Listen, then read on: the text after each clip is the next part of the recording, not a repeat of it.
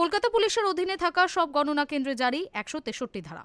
স্ট্রংরুমের ২০০ metre এলাকায় জমায়েত নিষিদ্ধ করল কমিশন। ৫ জন বা তার বেশি সংখ্যায় জমায়েত করা যাবে না বলে নির্দেশ জারি করা হয়েছে। গণনার আগে উত্তেজনা, জমায়েত, বিক্ষোভ বা অপ্রীতিকর ঘটনা এড়াতে এই নির্দেশ। কলকাতা পুলিশের অধীনে থাকা সব গণনা কেন্দ্রে জারি ১৬৩ ধারা। স্ট্রংরুমের ২০০ মিটার এলাকায় জমায়েত নিষিদ্ধ করল কমিশন। ৫ জন বা তার বেশি সংখ্যা জমায়েত করা যাবে না বলে নির্দেশ জারি করা হয়েছে। গণনার আগে উত্তেজনা, জমায়েত, বিক্ষোভ বা অপ্রীতিকর ঘটনা এড়াতেই এই নির্দেশ দেওয়া হয়েছে।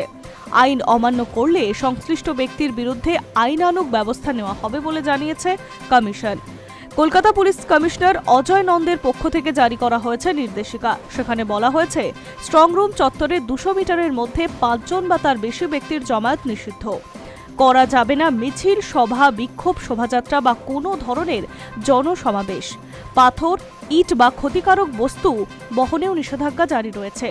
এমনকি নির্বাচন কমিশনের অনুমোদনহীন কোনো সামগ্রীও ২০০ মিটারের মধ্যে নিয়ে যাওয়া যাবে না।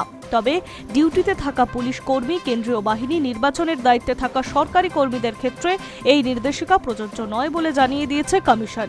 সূত্রের খবর, স্ট্রংরুমের নিরাপত্তায় কোনো ঝুঁকি নিতে নারাজ কমিশন ও পুলিশ।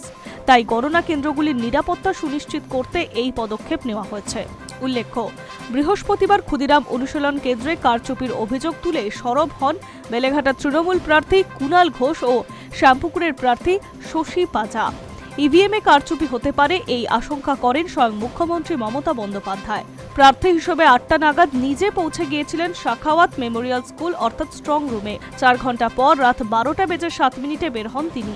তা নিয়ে ব্যাপক শোরগোল হয় এলাকায়। তাই নিরাপত্তায় কোনো ফাঁক রাখতে চাইছে না কমিশন।